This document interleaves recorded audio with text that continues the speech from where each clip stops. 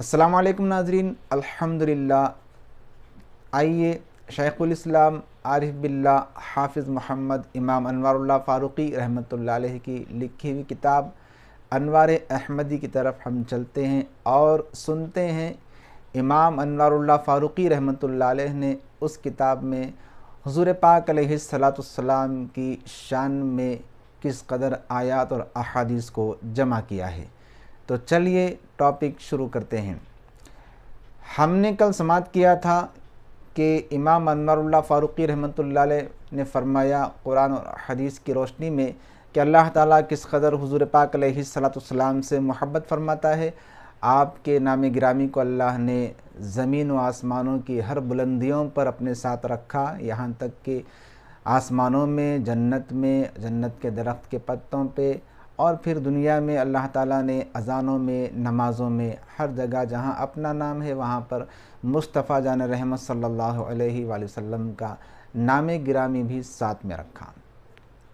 सय्यदना अली रज़ी अल्लाह ताला अन्हु से किसी ने एक मरतबा पूछा कि हुज़ूर सल्लल्लाहु अलैहि वसल्लम के बारे में आप लोग कहते हैं कि अल्लाह उनको बहुत चाहता है, तो फिर ये बताइए कि अल्लाह ताला ने कलमे में अपना नाम पहले और महबूब का नाम यानी आपके नबी का नाम बाद में क्यों रखा?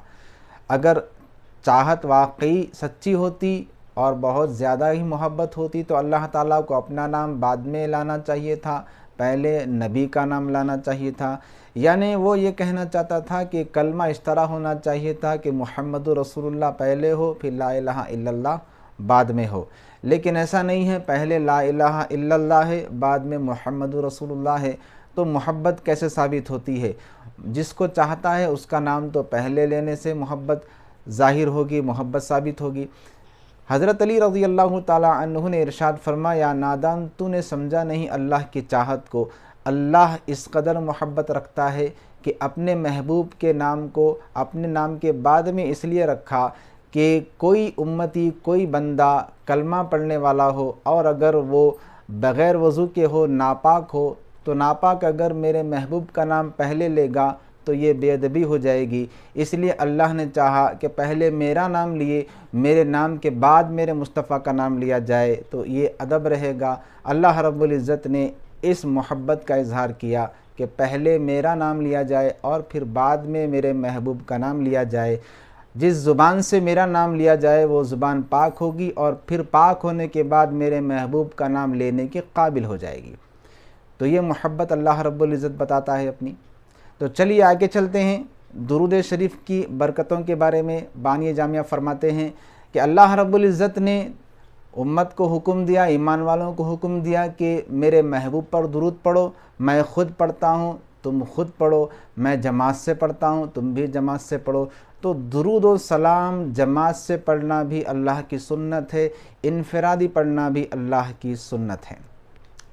अब यहाँ पर दुरूद और सलाम पढ़ने के फ़ायदे क्या बताए गए? फ़ायदे ये बताए गए कि अल्लाह रब्बुल इज़्ज़त को मालूम था कि दुनिया में कुछ लोग ऐसे भी होंगे जो कुछ अमल करने पर दुनिया का फ़ायदा सामने रखेंगे। अल्लाह रब्बुल इज़्ज़त ने हदीस पाक के ज़रिए हमें ये बात पहुँचाई, हुज़ूर पाक अलैहिस्सलाम के ज़रिए ये बात पहुँची।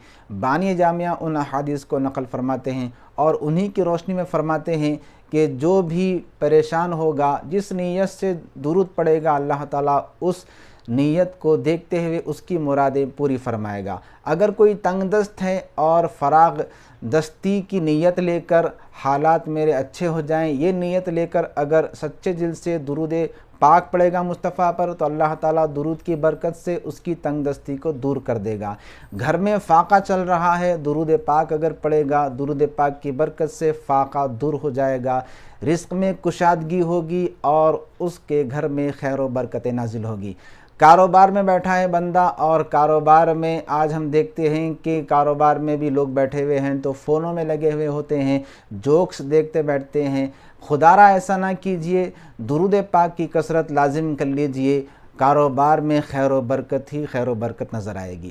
گھروں میں ماں بہنیں یہ سمجھتی ہیں کہ درود پاک پڑھنا ہے تو صرف درود کا دستر بچھائیں، بینجوں پر ہی پڑھنا ہے تو درود پڑھنا ہوگا، خالی درود نہیں پڑھ سکتے، ایسا سمجھتی ہیں تو ایسا نہ سمجھیں۔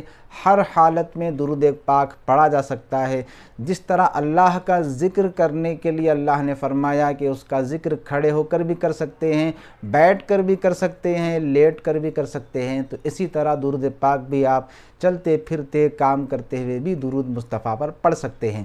جب ہماری ماں بہنیں کھانا پکاتی ہیں، کھانا بناتے بناتے درود پاک پڑھنے شروع کر دیں گی، مصطفیٰ پر درود پاک کی برکت سے کھانے میں بھی عجیب و غریب خیر و برکتیں نظر آنے لگے گی، گھر کا ماحول الحمدللہ رحمتوں بھرا ہو جائے گا۔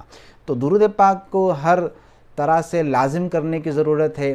حضور پاک علیہ السلام کے احادیث میں یہاں تک ملتا ہے کہ اگر کسی نے دعا مانگنی چاہی لیکن میرے درود نے اس کو دعا سے روک دیا، یعنی درود پڑھتے پڑھتے دعا کرنا بھول گیا، تو اللہ کے رسول فرماتے ہیں جس دعا کو میرا درود روک دے، اللہ تعالیٰ میرے درود کی برکت سے اس کی ہر دعا پوری فرما دیتا ہے۔ جو وہ مانگنے والا تھا وہ بھی اس کو مل جاتا ہے، اور وہ جو نہیں مانگتا تھا، یہ اس کو معلوم نہیں تھا اور بھی کچھ مانگنا ہے، اللہ تعالیٰ وہ بھی اس کے مقدر میں عطا فرما دیتا ہے۔ یہ درود پاک کی برکت ہے۔ یہ دنیاوی فائدے ہیں، پھر اللہ کو معلوم تھا کہ آخرت کا فائدہ بھی کسی کے پیش نظر ہوگا کہ درود پڑھوں گا تو آخرت میں کیا فائدہ ہوگا۔ ایسوں کے بارے میں بھی احادیث بانی جامع نظامیہ فرماتے ہیں، ان کی روشنی میں کہ احادیث میں یہاں تک آیا کہ آخرت کا جو فائدہ ہے وہ بہت فائدہ ہے۔ حضور پاک علیہ السلام پر درود پڑھنے کے فائدوں میں سے ایک فائدہ یہ ہے کہ اگر تم پہاڑوں کے برابر صدقہ کرو گے تو کتنا ثواب ملے گا، اتنا ثواب اللہ اپنے محبوب پر درود پڑھنے سے عطا فرما دیتا ہے۔ غلاموں کو آزاد کرنے پر جتنا ثواب ملے گا اتنا ثواب اللہ محبوب پر درود پڑھنے سے عطا فرما دیتا ہے۔ جہاد میں جانے سے جتنا ثواب ملتا ہے اللہ تعالیٰ اپنے محبوب پر درود پڑھنے سے اتنا ثواب عطا فرما دیتا ہے۔ یہ ثوابوں کی بات تھی۔